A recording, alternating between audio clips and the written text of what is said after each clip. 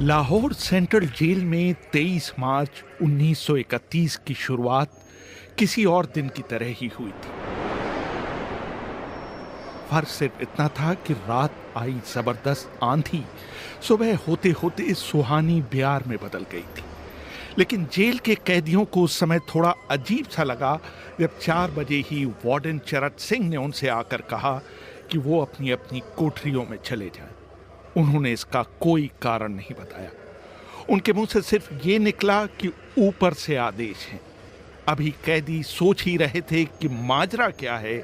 Jail का नाई बरकत हर कमरे के सामने से फुसफुसाते हुए गुजरा कि आज रात भगत सिंह, राजगुरु और सुखदेव को फांसी दी जाने वाली है।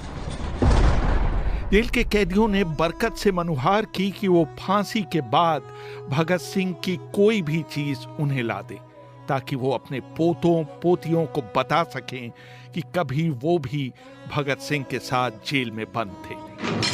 बरकत भगत सिंह की कोठरी में गया और वहां से उनका पेन और कंघा ले आया।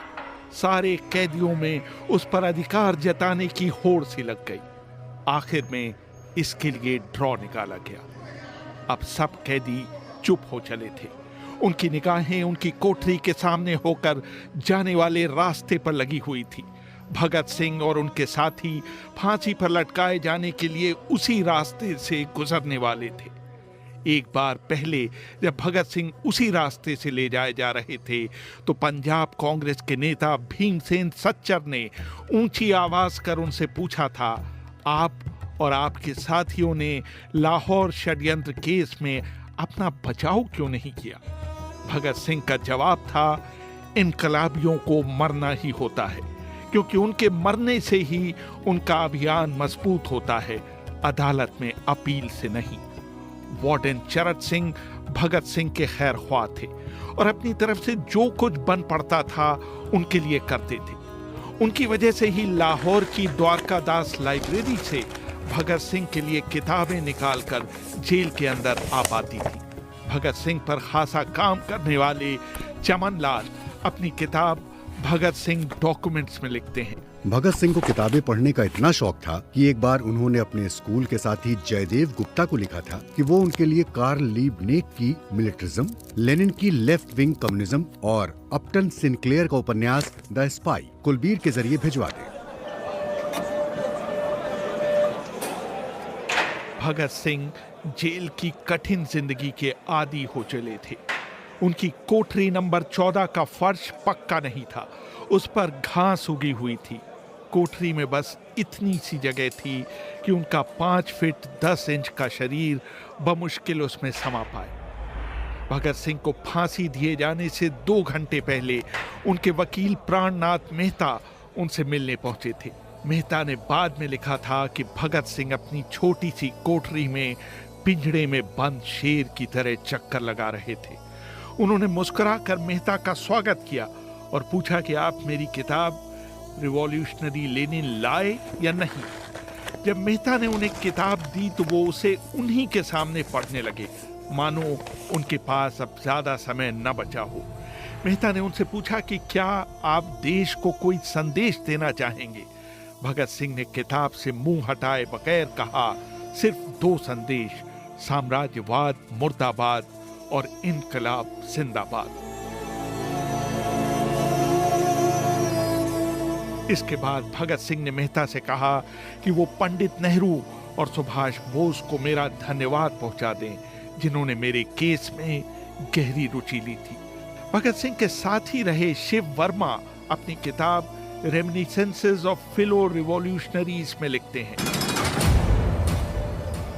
मैं भी उसी जेल में था जिसमें भगत सिंह को रखा गया था। एक शाम हमारी जेल के ताले खोले गए और हमसे बाहर निकलने के लिए कहा गया। सरकार चाहती थी कि भगत सिंह की फांसी से पहले हमें वहां से हटा दिया जाए। गेट की तरफ जाने से पहले जेल के सुपरिटेंडेंट ने हमसे पूछा, क्या तुम अपने कॉमरेडों से मिलना चाहोगे?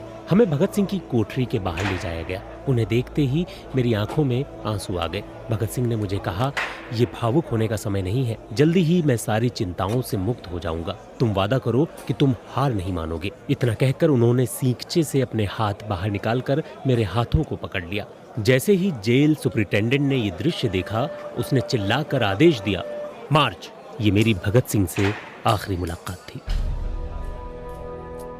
भगत सिंह से मिलने के बाद मेहता राजगुरु से मिलने उनकी कोठरी पहुंचे। राजगुरु के अंतिम शब्द थे, हम लोग जल्द मिलेंगे। सुखदेव ने मेहता को याद दिलाया कि वो उनकी मौत के बाद जेलर से वो कैरम बोर्ड ले लें जो उन्होंने उन्हें कुछ महीने पहले दिया था। मेहता के जाने के थोड़ी देर बाद जेल अधिकारियों ने तीनों क्रांतिकारियों को बता दिया कि उनको वक्त से 12 घंटे पहले ही फांसी दी जा रही। अगले दिन सुबह 6 बजे के बजाय उन्हें उसी शाम 7 बजे फांसी पर चढ़ा दिया जाएगा। भगत सिंह मेहता द्वारा दी गई किताब के कुछ पन्ने ही पढ़ पाए थे। उनके मुंह से निकला, क्या आप मुझे इस किताब का एक अध्याय भी खत्म नहीं करने देंगे? भगत सिंह ने जेल के मुस्लिम सफाई कर्मचारी बेबे से अनुरोध किया कि वो उनके लिए उनको फांसी दिए जाने से एक दिन पहले शाम को अपने घर से खाना लाए। लेकिन बेबे भगत सिंह की ये इच्छा पूरी नहीं कर सके, क्योंकि भगत सिंह को 12 घंटे पहले फांसी देने का फैसला ले लिया गया और बेबे को जेल के गेट के अंदर घुसने ही नहीं दिया गया। थोड़ी देर बाद तीनों क्रांतिकारियों को फांसी की तैयारी के लिए उनकी कोठरियों से बाहर निकाला गया। भगत सिंह, राजगुरु और सुखदेव ने अपने हाथ आपस में जोड़े और अपना प्रिय आजादी गीत गाने लगे। कभी वो दिन भी आएगा कि जब आजाद हम होंगे, ये अपनी ही जमीन होगी, ये अपना आसमां होगा। फिर इन तीनों का एक एक करके वजन लिया गया। सबके वजन पहले से बढ़ गए थे। इन सब से कहा गया कि अपना आखिरी स्नान करें। फिर उनको काले कपड़े पहनाए गए, लेकिन उनके चेहरे खुले रहने दिए गए। चरत सिंह ने भगत सिंह के कान में फुसफुसाकर कहा कि वाहेगुरु को याद करो।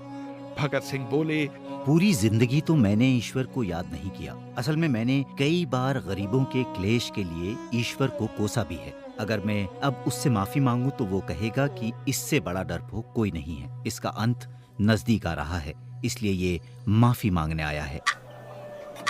जैसे ही जेल की घड़ी ने 6 बजाए, कैदियों ने दूर से आती कुछ पद चापें सुनी। उनके साथ भारी बूटों के जमीन पर पड़ने की आवाजें भी आ रही थी। साथ में एक गाने का भी दबा हुआ स्वर सुनाई दे रहा था, सरफरोशी की तमन्ना अब हमारे दिल में है। तभी अचानक जोर जोर से इनकलाब जिंदाबाद और हिंदुस्तान आजाद हो के नारे सुनाई देने लगे। फांसी का तख्ता पुराना था, लेकिन फांसी देने वाला काफी तंदुरुस्त था। फांसी देने के लिए मसीह जल्लाद को लाहौर के पास शाहदरा से बुलवाया गया था। भगत सिंह इन तीनों के बीच में खड़े थे।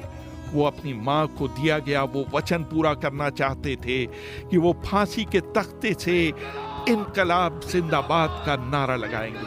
भगत सिंह पर किताब लिखने वाले प्रोफेसर मलविंदर जीत सिंह वराइच लिखते हैं, लाहौर जिला कांग्रेस के सचिव पिंडी दास सोंधी का घर लाहौर सेंट्रल जेल से बिल्कुल लगा हुआ था।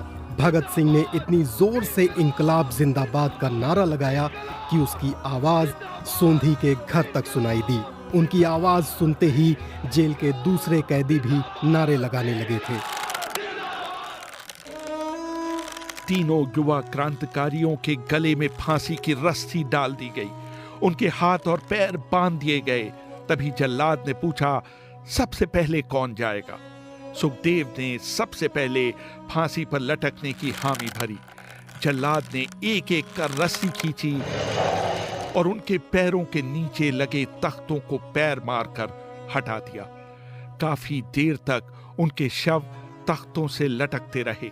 बाद में उन्हें नीचे उतारा गया और वहां मौजूद डॉक्टरों लेफ्टिनेंट कर्नल जे नेल्सन और लेफ्टिनेंट कर्नल NS सोधी ने उन्हें मृत घोषित किया। कुलदीप नैयर अपनी किताब विदाउट फियर में लिखते हैं। एक जेल अधिकारी पर फांसी का इतना असर हुआ कि जब उससे कहा गया कि वो मृतकों की पहचान करे तो उसने ऐसा करने से इनकार कर दिया। उसे उसी जगह पर निलंबित कर दिया गया। बाद में एक जूनियर अफसर ने ये काम अंजाम दिया। पहले योजना थी कि इन सब का अंतिम संस्कार जेल के अंदर ही किया जाएगा, लेकिन फिर ये विचार त्यागना पड़ा क्योंकि अधिकारियों को आभास हुआ कि जेल से धुआं उठते देख बाहर खड़ी भीड़ जेल पर हमला कर सकती है। इसलिए जेल की पिछली दीवार तोड़ी गई। उसी रास्ते से एक ट्रक जेल के अंदर लाया गया और उस पर बहुत अपमानजनक तरीके से उन शवों को एक सामान की तरह फेंक दिया गया। पहले तय हुआ था कि उनका अंतिम संस्कार रावी के तट पर किया जाएगा, लेकिन रावी में पानी बहुत ही कम था, इसलिए सतलज के किनारे शवों को जलाने का फैसला लिया गया। उनके पार्थिव शरीर को फिरोजपुर के पास सतलज के किनारे लाया गया। तब तक रात के 10 बज चुके थे। इस बीच उप पुलिस अधीक्षक कसूर सुदर्शन सिंह कसूर गांव से एक पुजारी जगदीश अचरज को बुला लाए। अभी उनके शवों में आग लगाई ही गई थी कि लोगों को इसके बारे में पता चल गया। जैसे ही ब्रिटिश सैनिकों ने लोगों को अपनी तरफ आते देखा, वो शवों को वहीं छोड़कर अपने वाहनों की तरफ भागे। सारी रात गांव के लोगों ने उन अधजले शवों के चारों ओर पहरा दिया। अगले दिन दोपहर के आसपास जिला मजिस्ट्रेट के दस्तखत के साथ लाहौर के कई इलाकों में नोटिस चिपकाए गए, जिसमें बताया गया कि भगत सिंह, सुखदेव और राजगुरु का सतलज के किनारे हिंदू और सिख रीति से अंतिम संस्कार कर दिया गया। इस खबर पर लोगों की कड़ी प्रतिक्रिया आई और लोगों ने कहा कि इनका अंतिम संस्कार करना तो दूर, उन्हें पूरी तरह जलाया भी नहीं गया। जिला मजिस्ट्रेट ने इसका खंडन किया, लेकिन किसी ने उस पर विश्वास नहीं किया। इन तीनों के सम्मान में 3 मील लंबा शोक जुलूस लाहौर के नीला गुंबद से शुरू हुआ। पुरुषों ने विरोध स्वरूप अपनी बाहों पर काली पट्टियां बांध रखी थीं और महिलाओं ने भी काली साड़ियां पहन रखी थीं। लगभग सभी लोगों के हाथ में काले झंडे थे। लाहौर के मॉल से गुजरता हुआ जुलूस अनारकली बाजार के बीचों बीच जा रुका।